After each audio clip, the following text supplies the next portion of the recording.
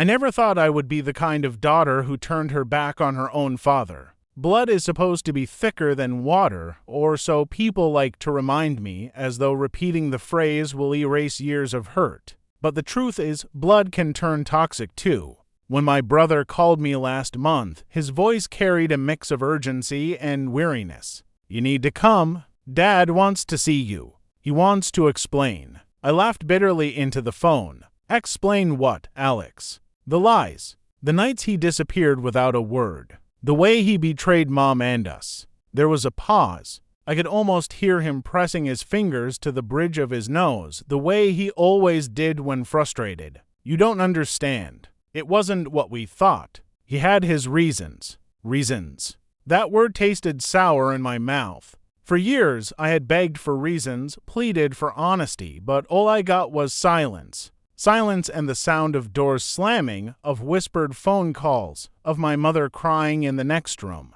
And now, suddenly, my father wanted forgiveness. Now, when the damage was already permanent, when trust had turned into ash. I told Alex no. Firmly. Coldly. I don't care what he says. I don't want to hear it. I'm not going to pretend he didn't betray us. But here's the thing about betrayal. It doesn't die when you bury it. It lingers, a shadow on your shoulder, waiting for the right moment to remind you it's still there. That night, unable to sleep, I opened the old box I kept at the back of my closet. Inside were fragments of a childhood I had spent years trying to forget, photos, letters, a watch my father gave me when I was 12. And tucked beneath them all, a folded piece of paper I hadn't seen in years. It was a letter, in his handwriting, addressed to me. I unfolded it with shaking hands, and as I read the words, my chest tightened. He had written it years ago, explaining things I had never known, things about debts, threats, choices he claimed he made to protect us. Words that didn't excuse him but complicated everything I thought I understood. For the first time in years, doubt slipped in. Maybe Alex was right. Maybe the betrayal wasn't as simple as I had painted it. But then came the darker realization, the one that kept me awake until dawn. If my brother had known this truth all along, if he had kept it from me, hadn't he betrayed me too? The next morning, my hands were still trembling as I held the letter. Sleep had eluded me, my mind spinning in circles around the same questions. When did Alex find this out? Why didn't he tell me? And if my father's betrayal wasn't as clear as I thought, then what had I been holding on to all these years? I couldn't keep the storm inside any longer. I called Alex. He answered on the third ring, his voice groggy. "Did you know?" My words were sharp, cutting.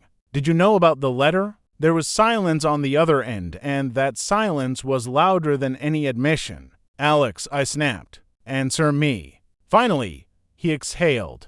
"Yes, I knew." The room tilted around me. Rage bubbled up like acid. "You knew? For how long?"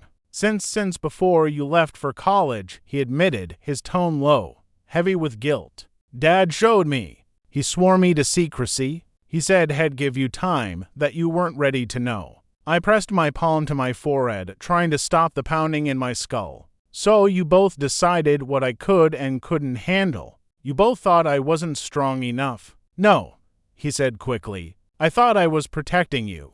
You were so angry, so hurt. I didn't want to confuse you. And honestly, part of me was angry at him too.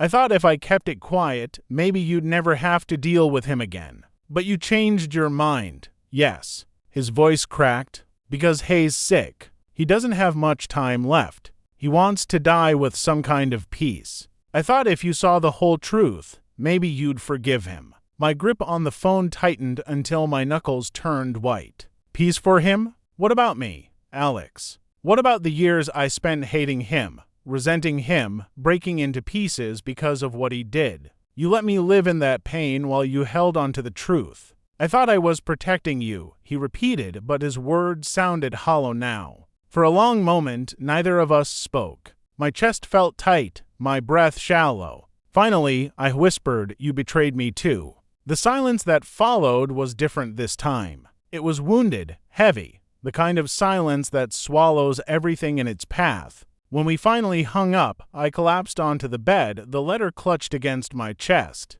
My father's words swam in my head, but so did my brother's. The betrayal wasn't just about my father anymore. It was about Alex, my one constant, the person I thought I could always trust. For days, I avoided them both. I ignored Alex's calls, deleted his messages. But one evening, he showed up at my apartment, pale and desperate. Please, he begged at the door, his eyes red-rimmed. Just come with me. See him once. If you still hate him afterward, fine. But don't let it end like this. Against my better judgment, I agreed. Not for my father, but for Alex, for the bond we once had, for the faint hope that maybe it wasn't completely destroyed. When we arrived at the hospital, the smell of antiseptic stung my nose. My father lay in the bed, thinner than I remembered, his skin gray, his eyes tired. For a moment, I didn't see the man who betrayed me. I saw an old man.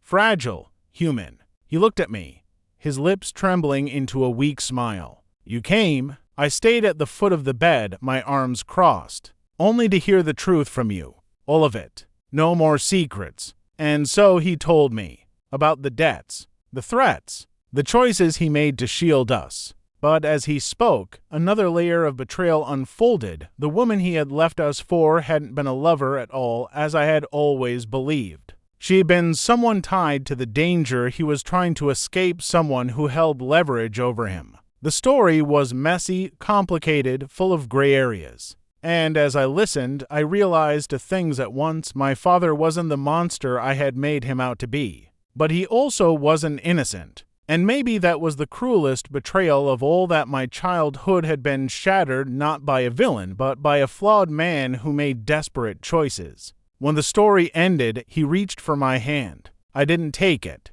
Not yet. Instead, I turned to Alex. His eyes pleaded with me, full of hope, guilt, and love all at once. And I wondered, could I forgive either of them? Or was the deepest betrayal not in what my father had done years ago, but in the silence my brother chose afterward? As I walked out of the hospital that night, the answer wasn't clear. But one thing was, betrayal doesn't end with the truth. Sometimes that's where it begins.